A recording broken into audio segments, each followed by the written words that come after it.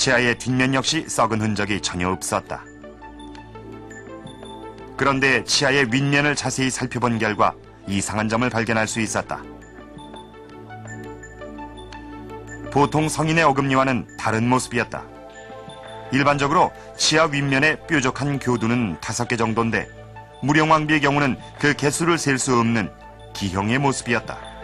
형태를 보면은 일반적인 정상적인 사람의 치아는 아닙니다. 그 말은 사람이 치아이긴 하지만은 형태적으로 볼 때는 그 제대로 성장이 되지 않은, 그러니까 사랑니에, 우리가 흔히 말하는 그 사랑니에 가까운 치아라고 보여집니다. 무령왕릉 어금니가 사랑니란 점은 대부분 의견이 일치했다. 그러나 어금니가 턱뼈 속에 들어있어서 하나만 남았다는 것에 대해서는 의문이 제기됐다. 원래 다 남아있었는데 요것만 남아있는 게 가능성이 훨씬 더 클 것 같아요.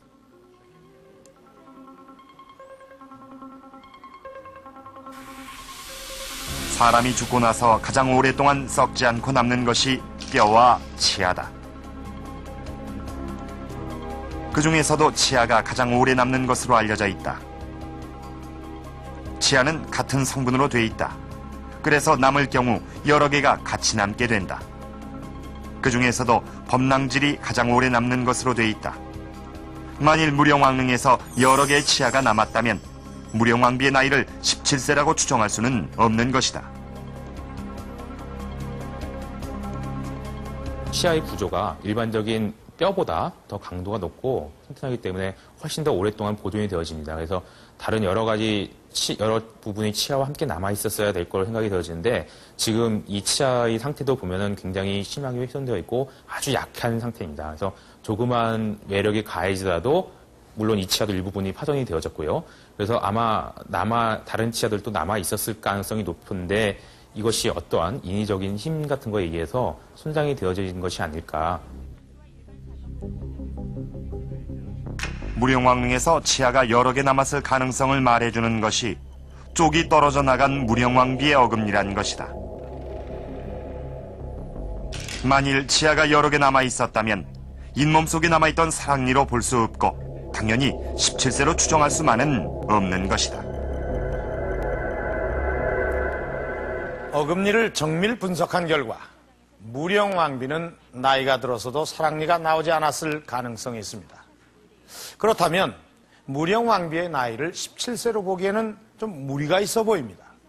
오히려 이 무령왕릉 발굴 보고서처럼 30대일 가능성이 더 큰 것으로 볼 수 있습니다. 자, 그렇다면 무령왕비의 나이를 추정할 수 있는 다른 단서는 없는 것일까요? 자, 그 하나의 단서가 바로 무덤에서 나온 이 지석입니다. 이 지석에는 왕비의 죽음을 수종으로 기록을 하고 있습니다. 이 수종이란 어떤 경우에 쓰는 말일까요? 10세기경 중국 후한시대 용어 해설집 이 성명에는 노사왈수종, 즉 늙어 죽었을 경우에 수종이라는 표현을 쓴다고 기록을 하고 있습니다. 자, 늙어 죽은 나이를 몇 살로 봐야 할지 정확하게 기록은 없습니다. 그러나 적어도 30세는 넘는 것으로 봐야 되지 않겠습니까? 자, 그렇다면 이 어금니의 주인공은 누구일까요?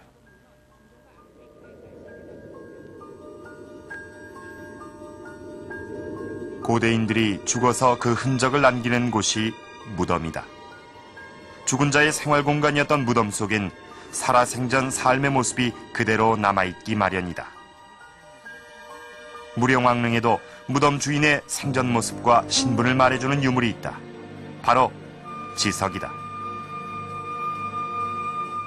왕비의 신분과 내력을 말해주는 지석엔 백제국 왕태비 수종, 즉 백제국 왕태비가 돌아가셨다고 적고 있다.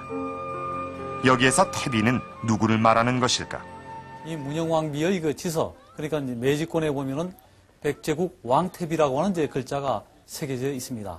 여기서 이제 태비라고 하는 것은 바로 백제 성왕의 이제 어머니를 가리키는 이제 호칭이 이제 되겠고요. 또 그리고 이제 백제 왕을 그 당시 태왕, 그러니까 대왕이라고 불렀었는데 그의 이제 왕비를 가리키는 이제 호칭으로서 돌아가신 다음에 태비라고 하는 호칭이 이제 부여됐다는 사실이 확인되고 있는 것입니다. 무령왕과 함께 묻힌 어금니의 주인공인 태비. 태비는 바로 성왕의 어머니였다. 삼국사기엔 성왕의 출신 내력을 알아볼 수 있는 단서가 있다. 백제본기 성왕조에는 성왕을 무령왕의 지자라고 적고 있다. 왕의 뒤를 이은 성왕을 왜 장자나 태자라고 기록하지 않았던 것일까? 일반적으로 이제 장자다 이렇게 얘기하고 또는 적자 이렇게 얘기를 하거든요. 그것은 정식의 처에게서 난 아들을 갖다가 얘기를 합니다. 그래서 첩에게서 아무리 아들이 많이 있다 하더라도 적서의 구별로 얘기한다면은 그 첩들의 아들들은 서자가 되는 것이고 정식의 처에게서 난 아들이 그래서 첫 번째 아들을 갖다가 이제 장자라고 하는 것이죠.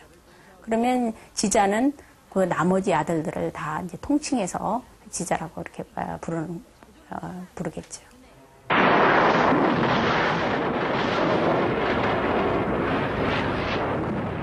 성왕은 무령왕의 장자가 아니었다. 그렇다면 무령왕비의 큰아들이 따로 존재했던 것일까? 또 다른 장자의 존재 여부는 무령왕비의 나이를 추정하는 데 매우 중요한 단서다.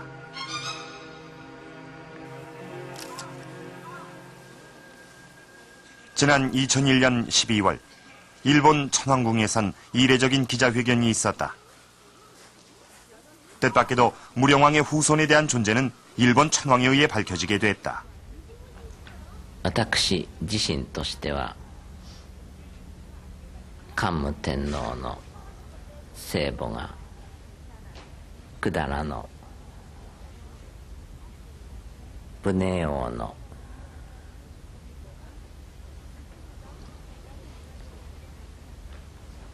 子孫であると食日本紀に記されていることに監獄とのゆかりを感じています。 천왕의 혈통 고백은 큰 반향을 불러일으켰다. 일본 천왕가에 백제 무령왕 후손의 피가 흐르고 있다는 것을 인정하는 것이기 때문이었다. 무령왕의 후손에 관한 기록은 속일본기에 전한다.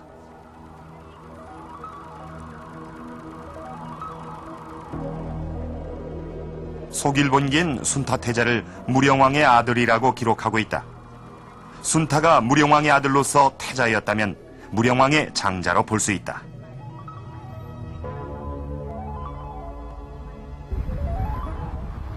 일본에서 순타태자의 존재를 확인하기 위해 그 후손을 찾아보기로 했다. 도쿄 외곽에 있는 조그만 주택단지. 바로 이곳엔 고야 신립의 묘지를 알려주는 팻말이 있다.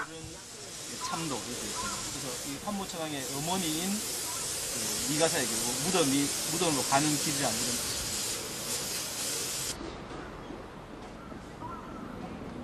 고야 신립의 무덤으로 가는 길은 한적한 곳이었다. 대나무 숲으로 둘러싸인 조그만 야산 이세코우산 정상엔 무령왕의 후손이 잠들어 있었다.